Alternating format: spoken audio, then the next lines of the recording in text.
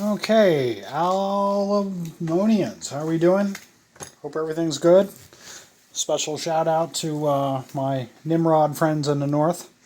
Going to have a special video today. I'm going to just get this one in the can. I got a day off from work, so I'm going to talk about something a little different. This is, as you know, you astute viewers probably know already, it's a Model 8 Remington 35 Remington. Excellent little rifle, as you can see here.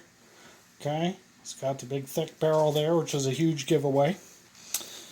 It's got that big magazine on there, which holds 5 rounds, single stack. Great little gun. At least I think it's a Model 8. That's the question.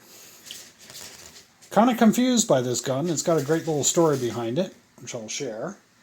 But what's interesting here is it's a Remington Model 8 for sure, but it does not have the Model 8 markings here. Usually Remington has something marked here.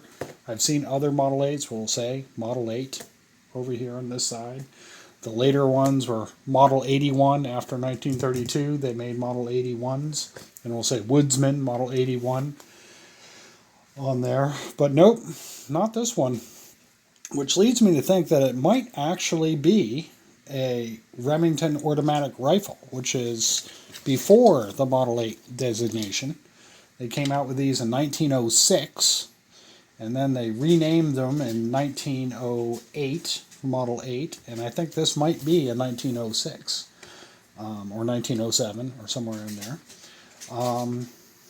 So I'm looking for some help, but if any of you guys know more about this than I do, it'd be kind of nice to know if it's a Remington automatic rifle, which predates the Model 8, or if it's a Model 8 itself. It doesn't say anywhere on the barrel here. The markings on it say patent October 9, 1900, October 16th, 1900, June 3rd, 1902, and it says May 14th, 1907.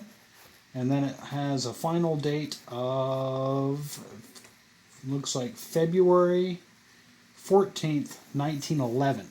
So it might be made later than that, since it has a 1911 marking on it. But it's kind of a neat little rifle. For those of you who are unfamiliar, it's a John Browning design. And the story is that he took this to Winchester, and Winchester said no way.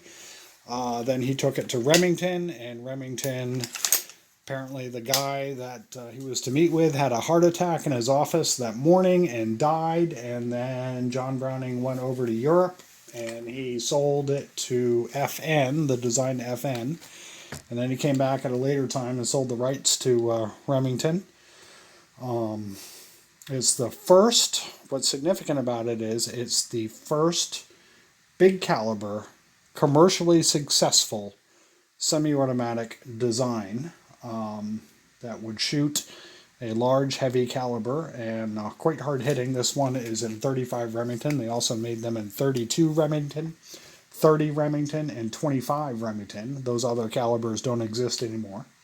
Then the Model 81, which came later, was also chambered in 300 Savage. So I'm looking for one of those. If you have one in 300 Savage, let me know, because I'd like to get that. Anyway, it's a takedown. Somebody who had it before me had put an extra sling swivel here. And then there's this little doohickey here, which is not a sling swivel. It's just a little takedown screw. And you turn it, and you keep turning, and you keep turning, and keep turning, and keep turning. And then this forearm comes off. And then you have a little thing you do here, and you give that a good yank. I have to give it a good yank here, or maybe it's reverse thread. I can never remember which way to turn it. But anyway, you turn it, and then the barrel pops off, and you can fold it up and put it inside your gun case. It's really nice. Not going to do that right now because it would take too long. The only problem with this gun is some of its bluing is going away because it's so old, to be expected. And you got a crack in the forearm there, okay, because it's so old. I need to get that repaired.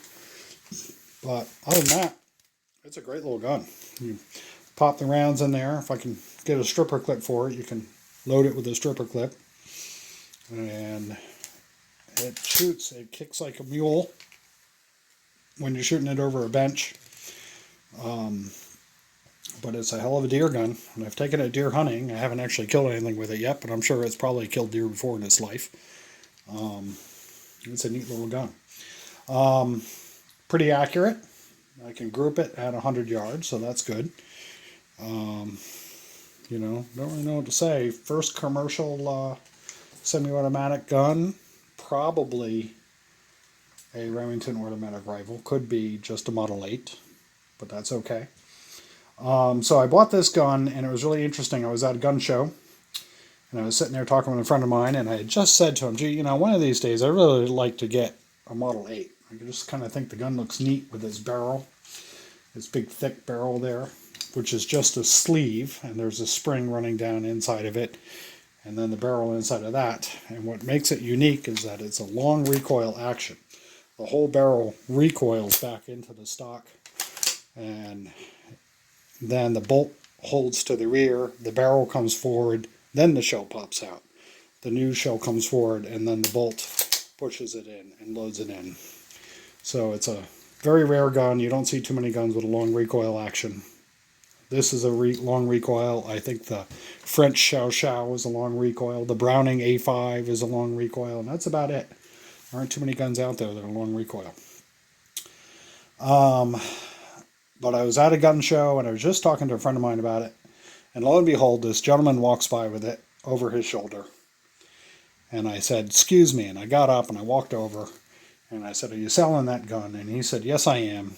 And he told me $400. So I said, I'll take it.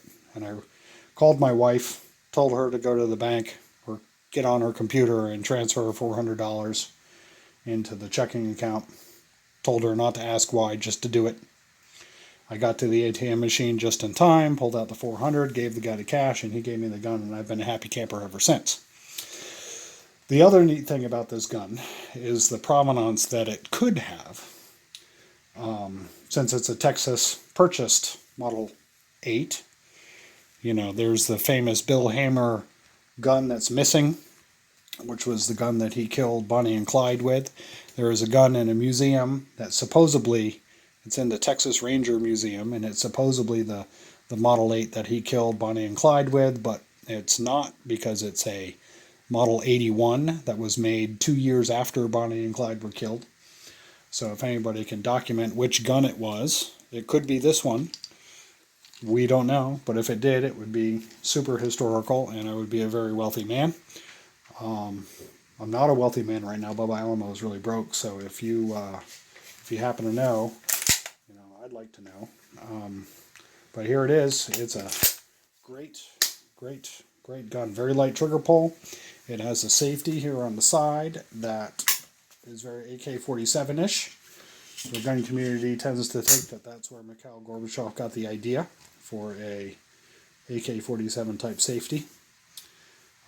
It shoots the .35 Remington round, which of course is a classic, really great round.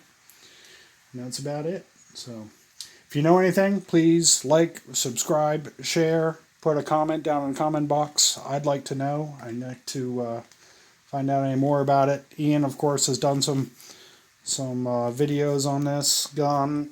You can find some more, but it's a great rifle. I know why they call it the Grade 8. The advertising art for it is wonderful. That's kind of why I got it. I just like the advertising art. Anyway, thank you very much for tuning in. Please like, subscribe, share, social media, and see if you can tell me anything about it.